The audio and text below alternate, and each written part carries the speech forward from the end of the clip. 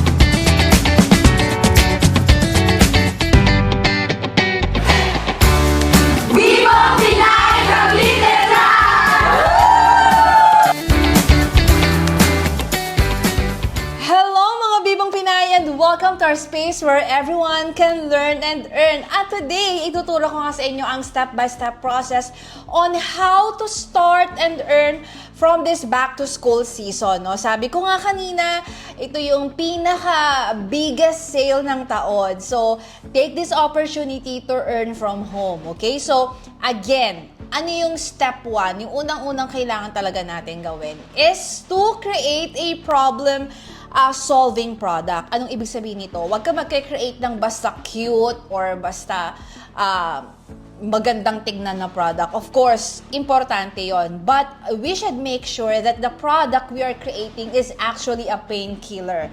Anong ibig sabihin nito? Solusyon siya sa sakit ng ulo ng mga nanay. So ano ba yung sakit ng ulo ng mga nanay ngayon, no?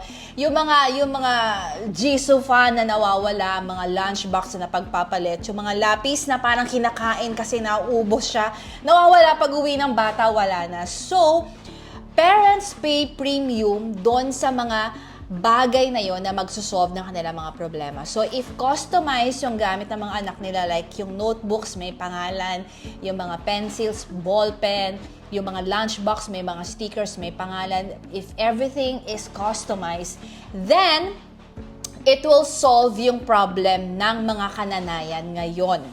So here, sa aking table, makikita nyo mamaya, ipapakita ko yan isa-isa, kung ano yung laman ng ating back-to-school bundle. So the back-to-school bundle is a complete product. No? Hindi lang to mga notebook covers. We also have mga tracing pads, mga bag tags, name it, everything is here. So, hindi ka na mag-iisip ko, ano pa ba pwede kong ilagdag? Kasi lahat na naisip na namin, inilagay na namin dito yung mga usual na mga problem ng ating mga nanay. And, tip ko sa inyo, no, because this bundle has 7 themes, no?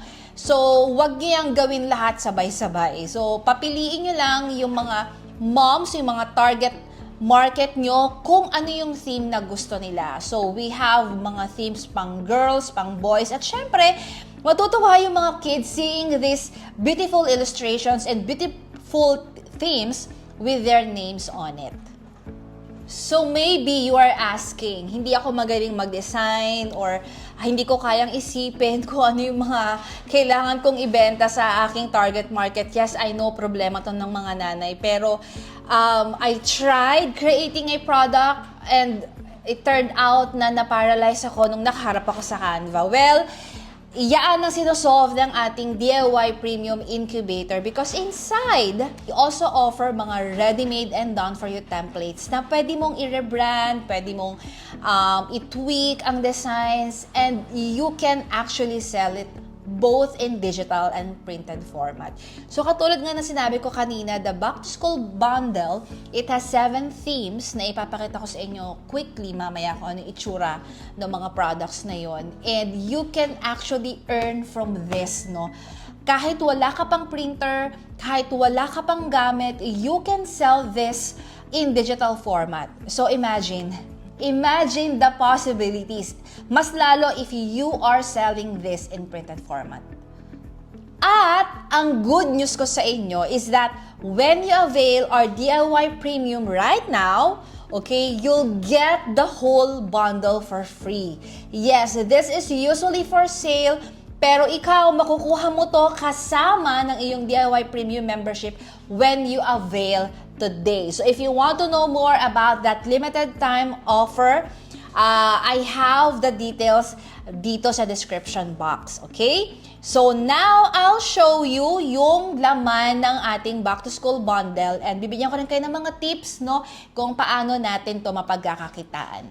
Again, step 1 is to create a problem-solving product. And katulad nga ng sinabi ko kanina, you focus on personalization. So like this one, these are the bag tags. Ayan. So, meron tayong editable template sa Canva wherein you can change the name. So, itanong mo lang kung ano yung pangalan ng anak ng customer mo and you can put that dito sa ating mga bag tags. And pwede mo rin ilagay yan kunyari dito sa crayons. Ayan. So, we have here the student's name and grade at kung anong section. So, itatanong mo lang yung details. So, again, that's step number 1. Create a problem-solving product and then you focus on personalization. So, step number 2 naman is more on the starter pack bundling strategy. Of course, you can sell naman na kunyari, magbenta ka ng stickers like this one. Okay? Pero much better if you will bundle your product into a starter pack like this one. This is the universe theme. So, ayan yung mga designs ng mga notebooks. At yes, may pangalan niya ng aking anak. Ayan. So, why not i-bundle mo ito, the notebook covers, along with the kunyari, tracing pads. So, we also have this space theme. Pwede mong i-terno sa iyong notebooks. And samahan mo na rin, of course, ng crayons. Ayan, crayon box. Ayan. So, i-bundle mo siya. Meron din tayo ditong, I call this the reusable whiteboard pad. Ayan, mat. So, ito ay merong 7 themes. We have the dino, we have the woodland, and the universe theme. Both in, ito pang girl, ito pang boy. Ayan. So, we have the hippie pang girl, hippie pang boy, and we have this cute kawaii theme. So, a total of 7 themes. So, pwede mo silang papiliin ng isang theme. Kunyari, pinili nila yung the space or the universe theme. So, you will give them the notebooks, the tracing pads, the crayon box. Tapos, samahan mo din siya ng subject sticker. Like this. Ayan, medyo malabo. Ayan. So, pwede nilang sulatan or pwedeng i-input mo na rin. I-edit mo sa Canva yung template and ilagay yung name ng kanilang anak. Okay?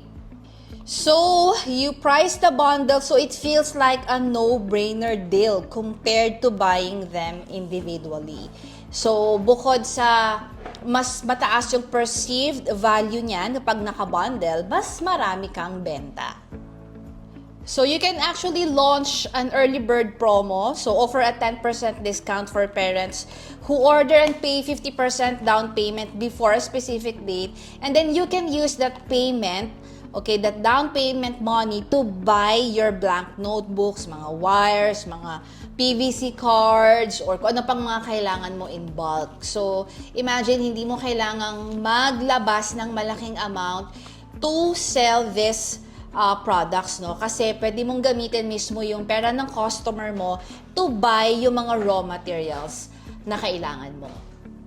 So, before we proceed to step 4, okay, so again, ito yung mga themes that we have. Ito, meron akong dino theme here. Ito ay raw, hindi ko pa siya nagagawa. So, ito ay na stapler na to. So, ika-cut ko na lang to. So, look at that design. So nice. Ayan. So, ilalagay ko din sa baba, sa description box, yung link ng aking tutorial on how to create notebooks like this. Okay? So, nakita nyo rin na we also have a tracing pad. No? So, ito meron din tayong tutorial here sa YouTube kung paano to ginagawa at ilalagay ko rin sa description box, no?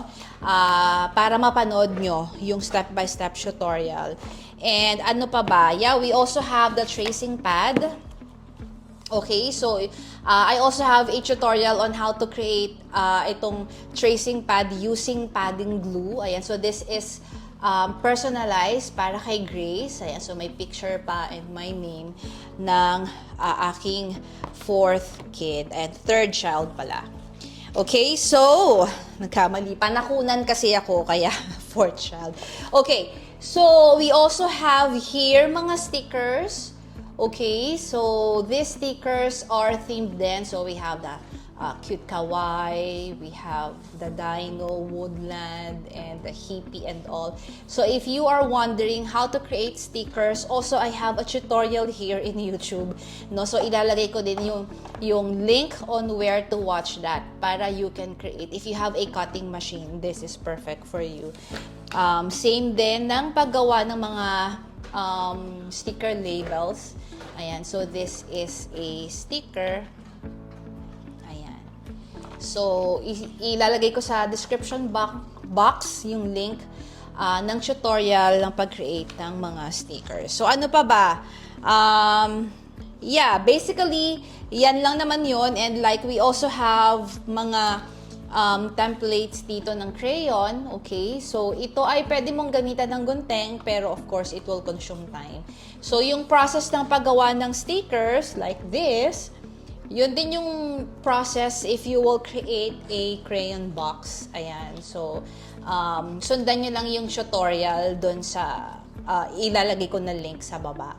Ayan. So, pwede kang gumamit ng cutting machine para mas mabilis mong makat yung crayon box. So, this is, meron talaga siyang laman na crayon. Ayan. Ayan. So, we also have crayon boxes. And I actually created a pouch bag. Ayan. So, para lagayan ng mga pencil or ng mga crafting materials ng mga kids, like mga coloring pens, erasers, and all. Ayan, so you can also, meron tayong mga included na raw illustrations that you can use for sublimation projects, like gusto mong gumawa ng canvas bag or gusto mong mag-print sa mug. Ayan, so you can also use yung mga themed raw illustrations para talagang twinning yung mga gamit, no? So this is yung isang theme na hippie. Ayan, so look. Sobrang dami niyan. Ayan. So, we have pang girls and meron din tayong pang boys. And this one is a blank. Hindi ko nilagyan ng name. Ayan. So, look at the colors. It's so nice. Ayan. So, madali lang gumawa ng notebooks. Meron tayong tutorial, no? Ayan yung colors niya. And this is a reusable mat. Gagamit ka lang dito ng whiteboard marker para pwede mong sulatan and then pwede mong burahin. Okay? Like this one. Hindi binura ng anak ko. Ayan.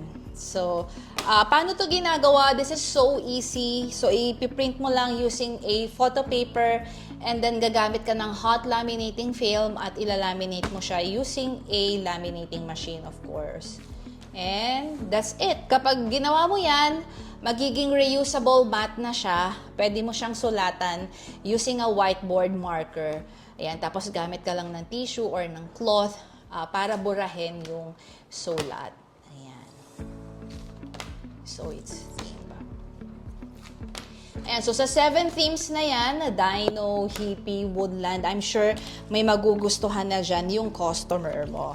Ayan, so imagine lahat yan makukuha mo if you avail our DIY Premium membership today, okay? So let's proceed to step 4.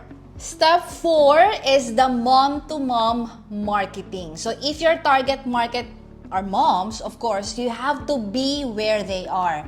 Of course, nasa mga Facebook communities, mga groups, okay? So, join there and wag agad magbenta. You engage muna. And then later on, you can just post some of this without selling and for sure it will spark curiosity and will bring in your lead customers. Or if you don't want online naman, pwede kang magpunta sa inyong barangay or sa mga like in your community, or if you have a subdivision na nag-gather ang mga homeowners or sa mga PTA meeting, okay? So, you can, pwede ka magbigay ng mga, kunyari, free notebook, kahit isa lang, or pwedeng free sample sticker, no? Makita, kumbaga meron kang free taste. And with that, for sure, you can gather orders from those. Meron akong alam from our community na at first, parang ang tawag doon ay seeding, no? So, nagtanim muna sila ng seed. And then later on, hinarvest na nila. Nagbigay sila ng mga free samples ng mga notebooks na ginagawa nila. And then nagulat sila, they were recommended or parang may nagsabi ng page nila and all, and nakapag-gather sila ng order. Okay, so, noong unang panahon, you have to pay para ma-advertise yung products mo, but right now, gawa ka lang ng behind the scenes on how you produce this, or pwedeng gumawa ka ng reel that will spark curiosity, pwedeng yung process video, or pwedeng you're flexing the trace pad and all, or pwede mong ipakita yung in action na ginagamit siya ng anak mo. And I'm telling you, if you create mga reels, mga short form videos, mas lalawak yung reach mo, and di natin alam, baka makakuha ka pa ng orders galing ng ibang bansa. That's not impossible because I've known mga moms in our community na nag-ship na kanilang mga products abroad. Imagine that, ganun kalayo yung na-reach na kanilang mga products. So now, you have the strategy and you know what to make, you know how to sell it, and also the only thing left is for you to take action. Okay, madaling manood, madaling mag-save, pero for you to move and take action and to really maximize the learning that you've learned right now, yaan ngayon ang choice mo. Ikaw ba ay makikisana all na lang doon sa mga nanay na bumibenta na at nakapagsimula na ng kanilang kumikita kabuhayan sa bahay? Or you'll keep on consuming content na hanggang doon na lang nako-consume mo siya pero hindi mo siya dinadigest. So I hope, no, you will maximize yung 4 steps that I've shared with you, the tips and the inspirations that I shared with you, and most importantly, I hope that you will join our DIY Premium Incubator so you don't have to do it all by yourself. Pinakamagandang bagay na ma-experience mo inside our community is to be surrounded with CEO moms like you. So again, huwag ka na mag-aksaya ng oras. Kaka-design from scratch the whole back-to-school bundle is available for you for free when you join today our DIY Premium Incubator. So if you want to know more about that limited time offer, just check the description box below and I'll send you the details on how to be part of our CEO Inner Circle. So again, aabangan kita inside the community and I hope you earn not just 50,000 but more than 50,000 pesos this coming back to school season. So I'll see you on our next video. Bye mga Bibong Pinay!